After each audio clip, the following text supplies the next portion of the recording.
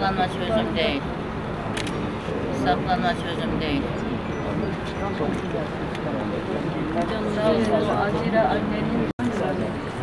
Şu anda ekranlara geliyor. Oldukça duygusal anların da yaşandığını aktaralım.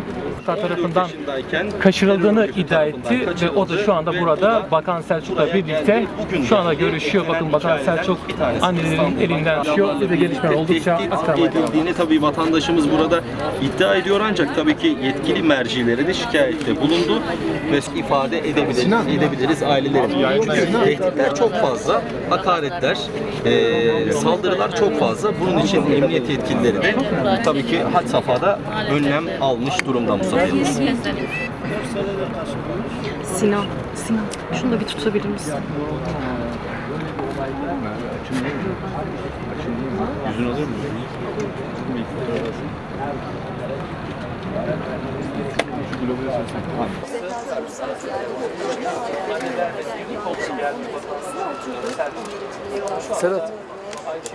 Sedat.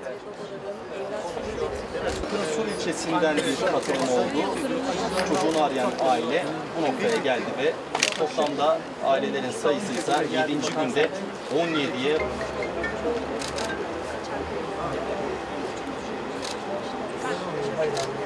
Aileleri seçtik ediyorlar çocuklara karşı. Çocuklar o yüzden kendi kapılarında ses çıkamıyor.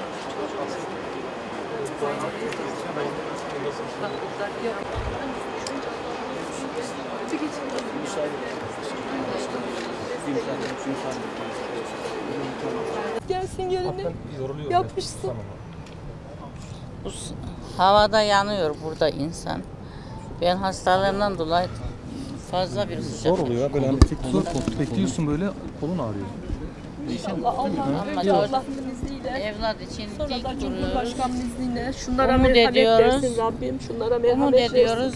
Allah'ım kavuşturacak sizlerin sayesinde. Önce Allah, sonra sizlerin sayesinde. Bu umudumuz bu sefer kırılmayacak inşallah. Mektup yollamış. Almış olduğum. Bizden ortada kaybolmuş. Allah hepinizden razı olsun. 300 Kur'an ne demektir? Hepimiz kuvvetimiz çocuklarımızın üzerine olsun. Sayın Bakanım ne olur. Çocuklarımızın yolu açılsın. Bizlere nasip olsun. Diyarbakır'da oturma eylemi yapan aile sayısı 18'e yükseldi. Bugün de Aile Bakanı Zehra Zümrüt Selçuk bu aileleri teselli etmeye, sorunlarını dinlemeye geldi. Aile ve Sosyal Politikalar Aile Sosyal ve Politikalar Bakanı Zehra Zümrüt Selçuk Diyarbakır ziyareti kapsamında HDP Diyarbakır ve bundan HDP'yi de sorumlu tutuyorlar.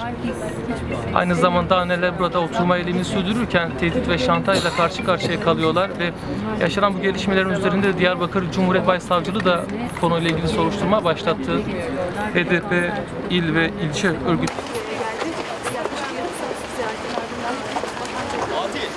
Efendim. Efendim.